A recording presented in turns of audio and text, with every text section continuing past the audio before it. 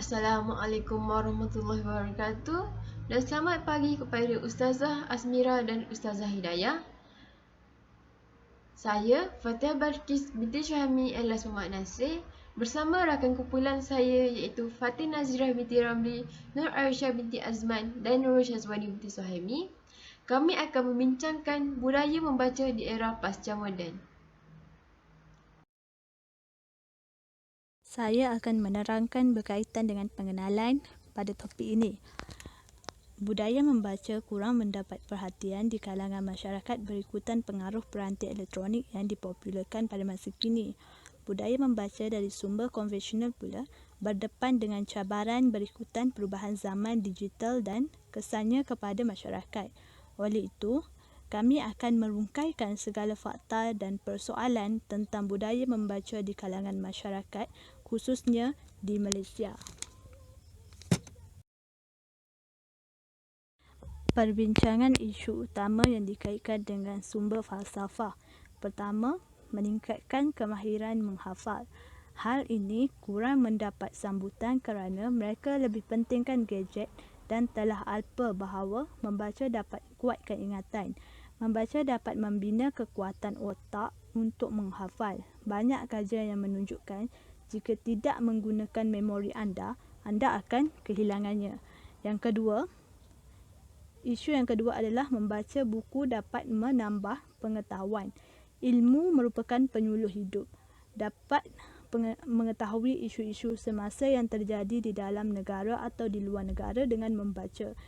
Ibu bapa juga perlu memainkan peranan yang penting dengan menggalakkan anak-anak untuk ke perpustakaan dan membeli bahan-bahan bacaan agar dapat memupuk semangat membaca kepada anak-anak.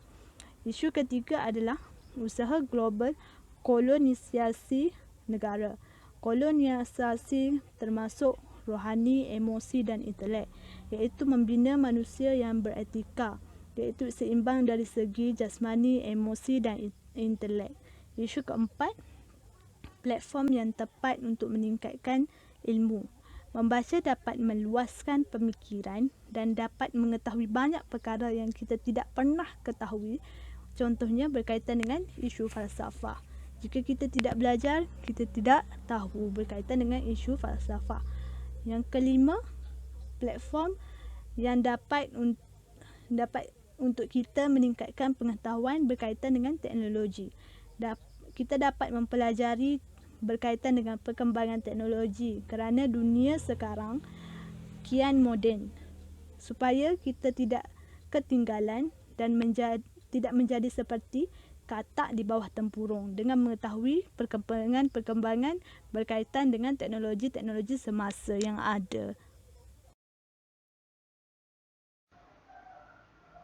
Seterusnya ialah punca berlaku isu kurangnya budaya membaca di kalangan kita. Budaya membaca adalah rendah disebabkan oleh beberapa faktor.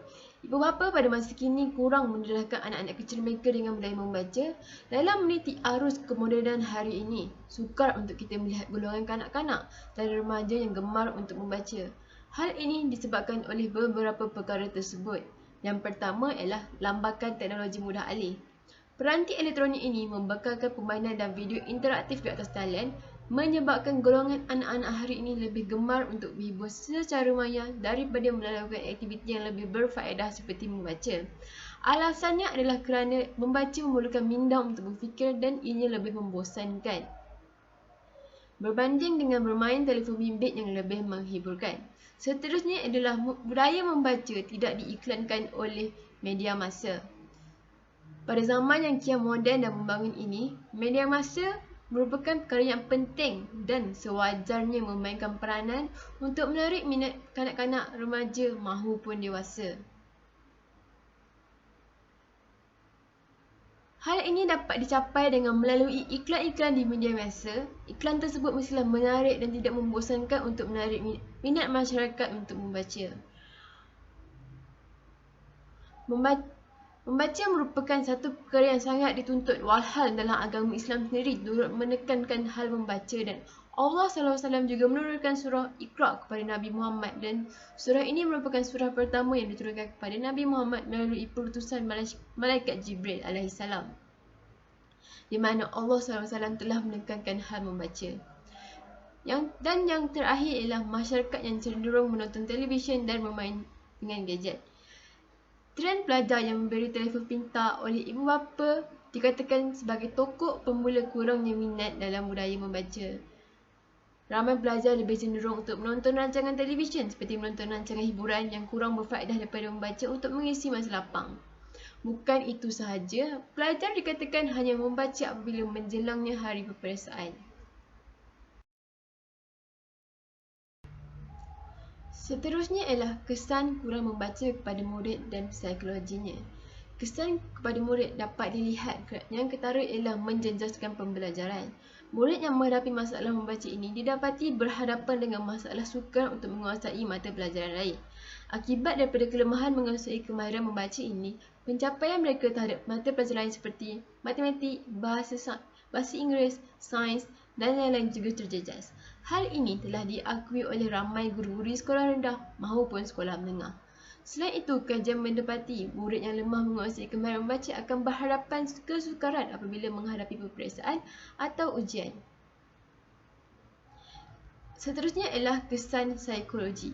Minat dan motivasi sangat dominan dan berperanan dalam membina tabiat suka membaca. Di samping itu, dorongan dan pupukan minat perlu ditanamkan oleh guru, ibu bapa serta komuniti setempat. Minat yang tinggi terhadap membaca membolehkan individu tersebut berjaya dalam kehidupannya. Banyak kajian menunjukkan kesan psikologi berkait rapat dengan minat, semangat, emosi dan sikap murid. Murid yang lemah menguasai kemahiran membaca akan menghadapi berbagai-bagai impak psikologi. Kita sudah sedia maklum bahawa membaca dapat memberi banyak kesan positif kepada kita. Antara kesan rajin membaca adalah mencetuskan kesegaran minda. Bangsa yang berjaya ialah bangsa yang memiliki budaya literasi. Oleh sebab itu, menerusi amalan dan budaya membaca ia dapat mencetuskan kesegaran minda agar tidak wujud modal insan yang telah dibelenggu dengan cara berfikir yang sempit. Kedua, membaca dapat meningkatkan kepakaran.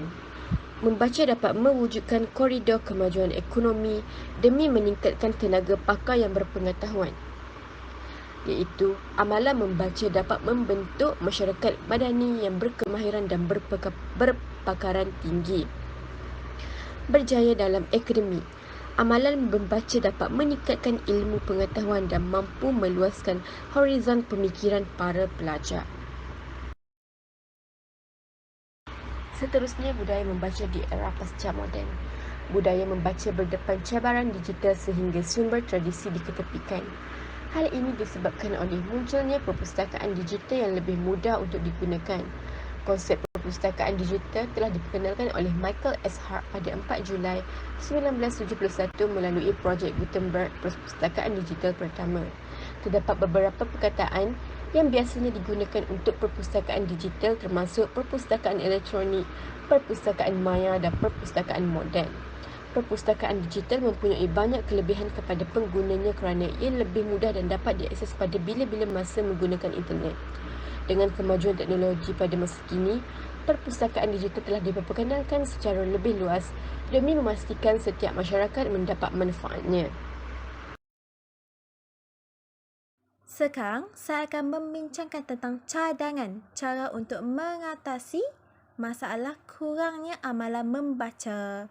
Okey, kita akan telusuri dari dua aspek, iaitu aspek kekeluargaan dan juga aspek negara.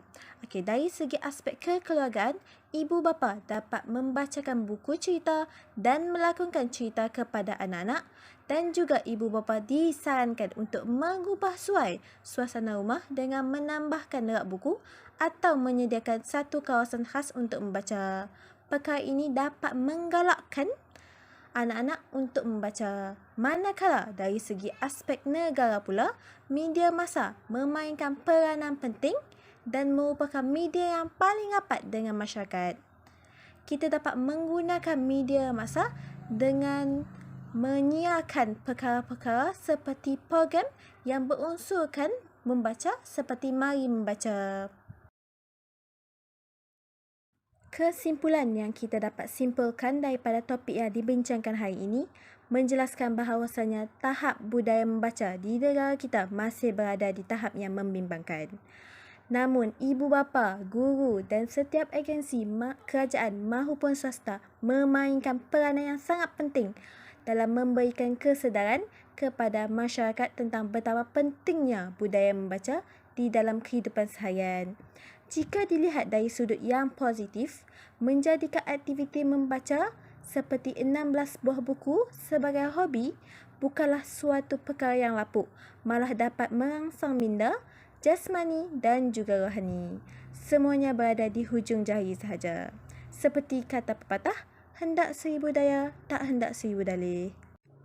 Jadi, marilah kita membudayakan lagi amalan membaca.